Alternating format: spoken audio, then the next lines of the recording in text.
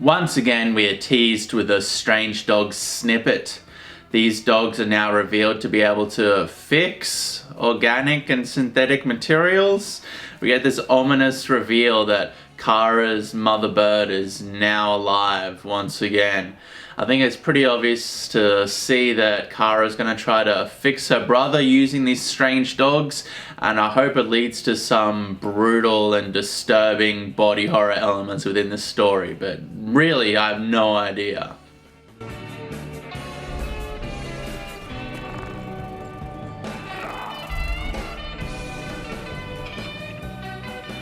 Immediately we cut to this super suspenseful sequence of UN and Martian forces entering the now abandoned Ceres station. I think it's fair to say that Mako wasn't going to be able to protect all of the belt and allow its economy to keep on thriving. Also, he wasn't really interested in the functioning economy of the belt. Once he destroyed the Earth and achieved this goal that he had, he really became lost and didn't know what to do other than, fight. So once again, he retreats and becomes the only thing he was really ever able to be, which is a warrior fighting. Also, his focus is drifting further from the belt and more towards Laconia and this mysterious weapon.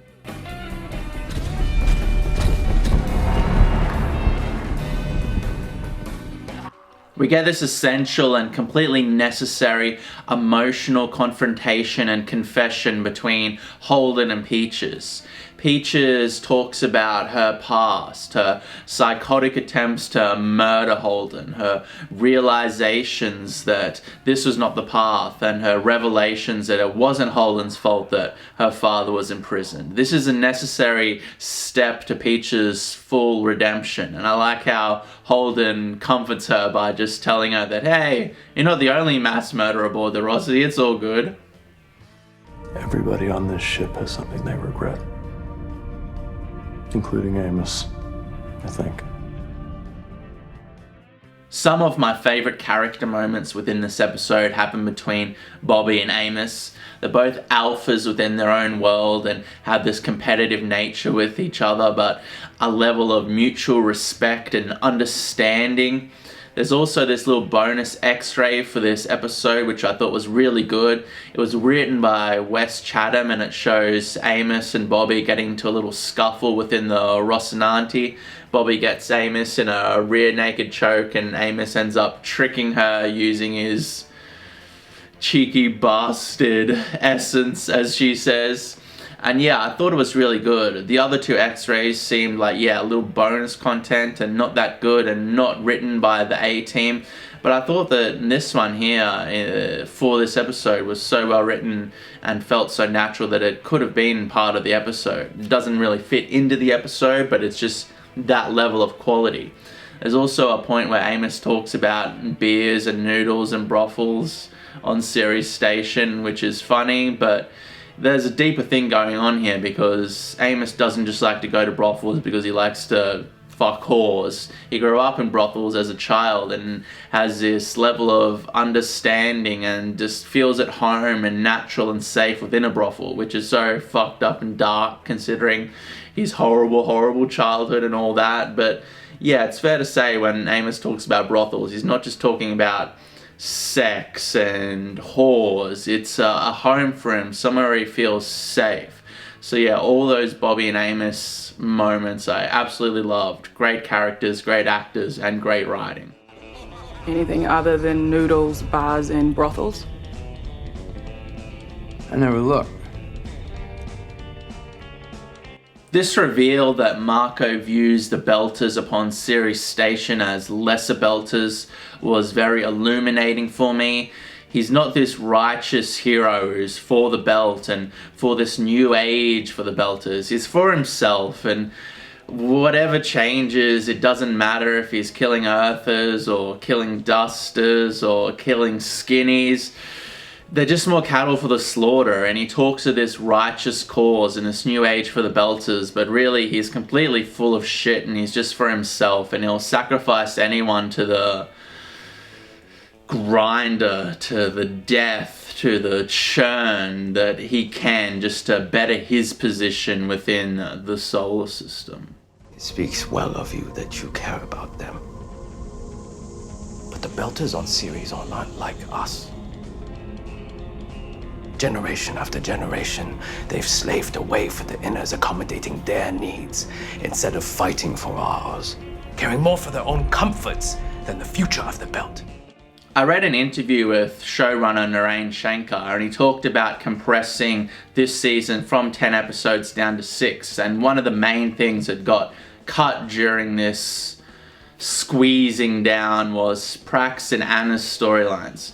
I'm only about a quarter of the way into Babylon's Ashes, and I have read a little bit of Anna and Prax's storyline. But yeah, I think what they did here, cutting down their storylines, was the smarter thing to do.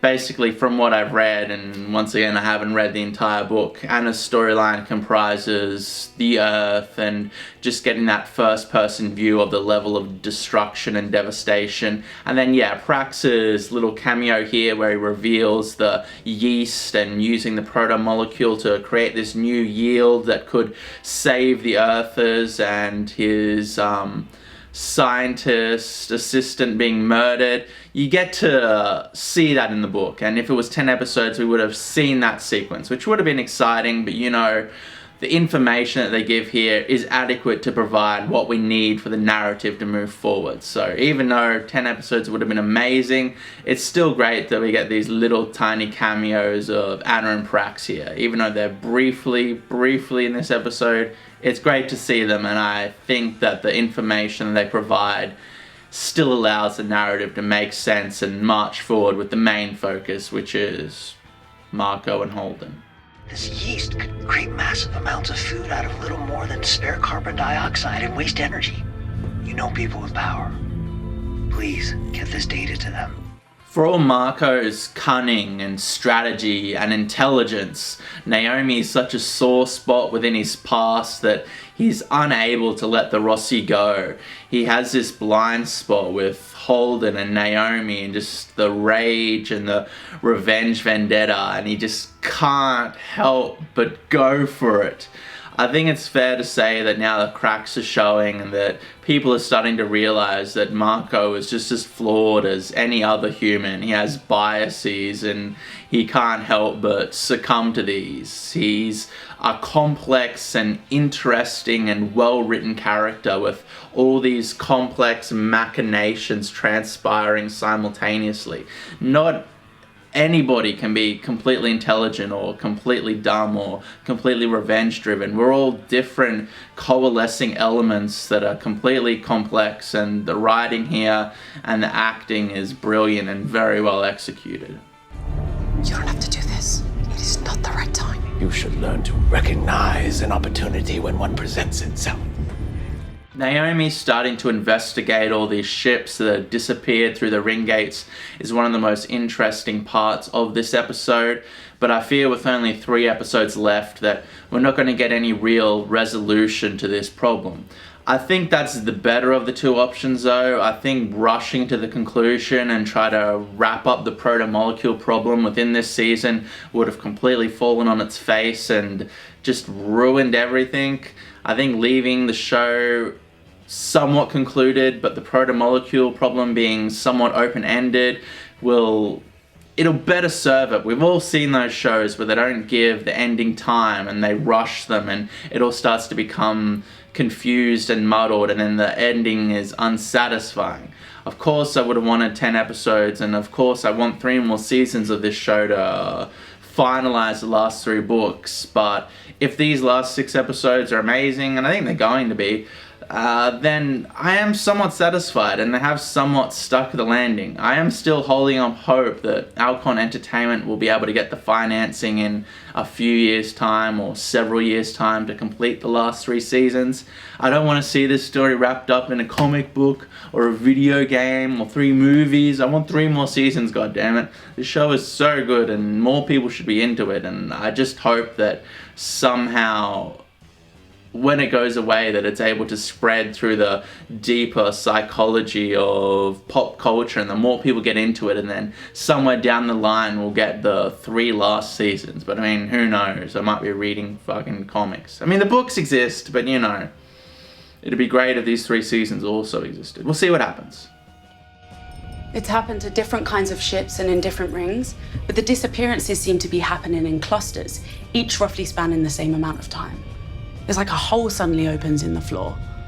The extent of damage and lives lost upon Ceres Station is still yet to be revealed, but I think Marco is now revealing his true colours to the wider belt with this betrayal of his Belter brothers.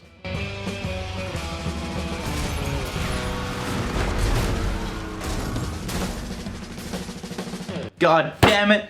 I've said it before, but I'll say it again. The Expanse has the best space battles in all of sci-fi, television, and film history. The editing, the pacing, the music. Amos saying, "That's the job, Peaches." They get up to fix the pulse defense cannons in the middle of the battle.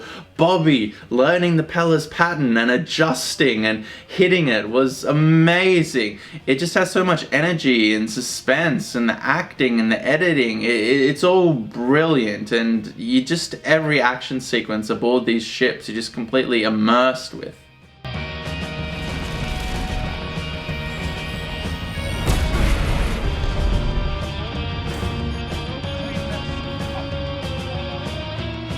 We finally get this face-off between Marco and Holden. They're 2 sides of the same coin, one righteous and one vindictive. And this move that Marco plays with positioning Philip just behind him, asking him to man the guns, knowing that this confrontation could very well happen, and positioning him right there on the camera, right behind him, knowing that Holden and Naomi would be watching this, was so brilliant and so evil and so twisted. There's so much emotional content going on here with Naomi and Philip's relationship upon this space battle. You think of space battles in most sci-fi, or even just confrontations between characters, and this seems so much more because of the emotional content, because of the fact that all these characters have these relationships and now they're coming to heads. It creates far more tension, suspense. That we got Holden on the ship, looking down at Marco, looking at Philip, knowing he's in a relationship with Naomi, and knowing that he's now put in the position where he has to kill her son. It's also incredibly intense, and just the drama of it all. It just so well set up to come to this altercation here. It's brilliant, and there's so much going on. Could you imagine if these people were just enemies and they were just coming head to head? There'd be so much less immersion. I'm waffling. It was good, yeah?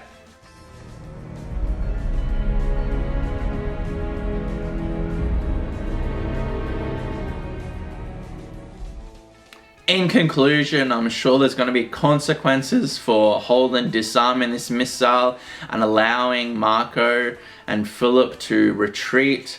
Obviously, the war between the Inners and the Belters is far more important than murdering your girlfriend's son. Obviously, that's something you shouldn't do, but for Holden that's very important. But in the larger scheme of the solar system and everything that's going on,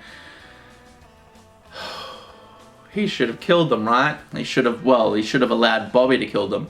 Also, we get Marco viewing his weapon, heading down to Laconia, the old SRG-6. I mean, so much energy hammering through this episode, and it just leaves all these elements for the next episode. Only 3 more left. I can't believe it. In conclusion, thank you all for watching. Like, subscribe, comments, null and void, blah blah blah blah.